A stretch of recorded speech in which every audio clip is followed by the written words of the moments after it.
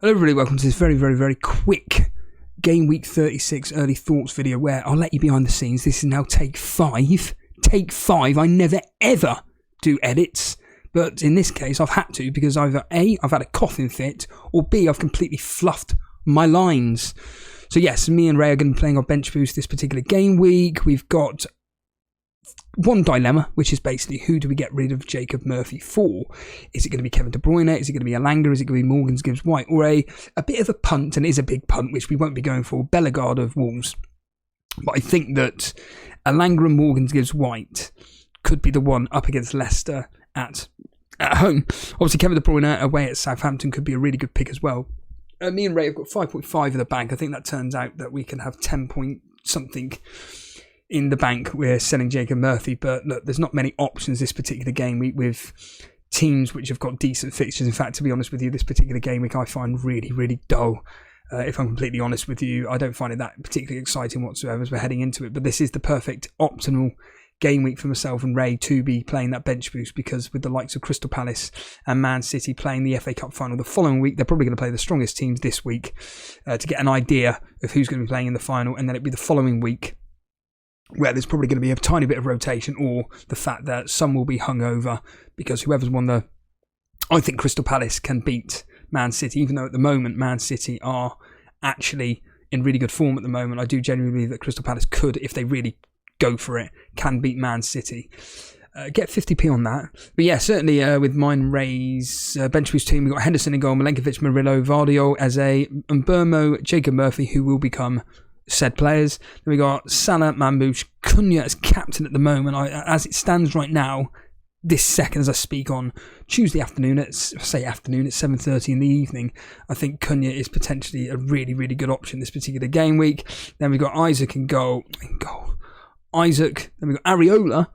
And then it's Semenyo, Aït-Nouri and Trippier on the bench there. And as Gary joked, I'll be very lucky to be getting 10 points. With the way bench boosts have been going this particular season, I'll be lucky to get 10 points out of that, even though the fixtures aren't too bad. Areola at home to away at Man United, I think that I'm expecting, if I'm lucky 3 points. I reckon if I'm lucky 2 points. Semenyo at home to Aston Villa, that's literally a toss of a coin. Aït-Nouri at home to Brighton, he won't be getting a clean sheet in that particular fixture, so hopefully maybe attacking returns. You saw his attacking prowess versus Man City. Was it Man City the other day? Yes, it was Man City the other day. Could have got a goal. He didn't. And of course, we've got Trippier at home to Chelsea, where again, I don't think a clean sheet is going to be coming anytime soon in that particular fixture, even though I do expect Newcastle to win that, despite the fact that now we've got a really interesting race for the Premier League Champions, well, more specifically the Champions League spots, in which it's so tight.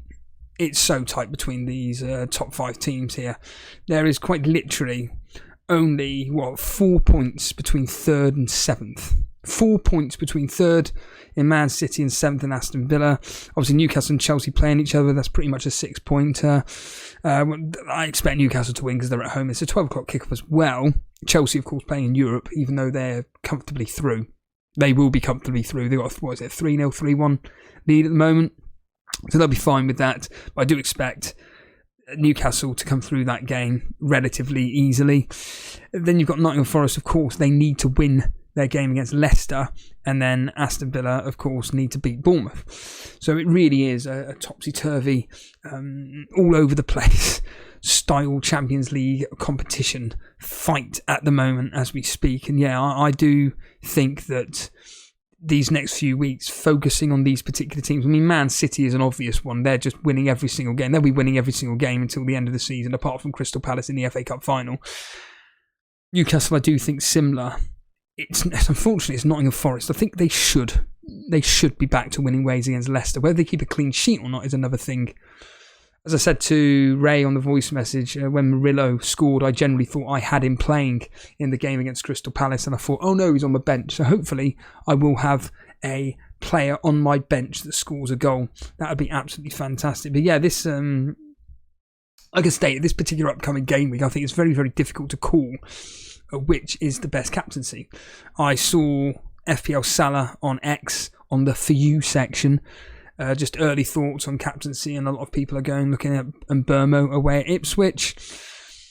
Like I stated, outstanding fixtures this particular game week, ironically, is Brentford away at Ipswich. You've then got Man City away at Southampton. It's the fact they're away, but then Wolves at home to Brighton. Wolves at home to Brighton could be really, really profitable. I know that Newcastle didn't particularly take advantage of a team in Brighton who are on the beach at the moment. I didn't watch the game or anything, but I'd like to think that Wolves will put up, if they play anything like they did against Man City, that is going to be a fantastic game. I think maybe like a 2-2 or 3-2 either way.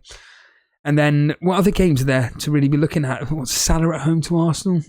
I don't think so. Well, I say I don't think so. I mean in the sense of the way Salah's been performing of late. He's now become a risky captaincy option. If I knew that, I can't get him in, annoyingly, but if we knew that Haaland was starting against Southampton, because let's not mess about here. If Haaland was fit, Haaland's going to be everybody's captaincy against Southampton. But he's fit. Is he fit enough to start? The answer is probably yes. But will Pep Guardiola actually start him? We don't know. So it's going to be interesting hearing potentially early team news, but me and Ray can't sacrifice anybody in that particular fixture, so we're going to have to go with Marmoush up top. But if we do get in a Man City player, it will almost certainly be Kevin De Bruyne. I was thinking of bringing in Diaz potentially for Trippier, but again, these are just wasted transfers. We only want to do the one transfer, really. Because we just want to maximise this particular game week, and like I stated, there aren't really many options. Ahmad, now looking at it here, Ahmad against West Ham could be a really, really, really tasty differential, but would me and Ray risk Ahmad against West Ham? No, unfortunately not. So that's why I mentioned about the fact that Morgan's White, Elanga and Kevin De Bruyne are the three safety options, and Bellegarde at a push. But again, that is just me speaking absolute twaddle as per normal.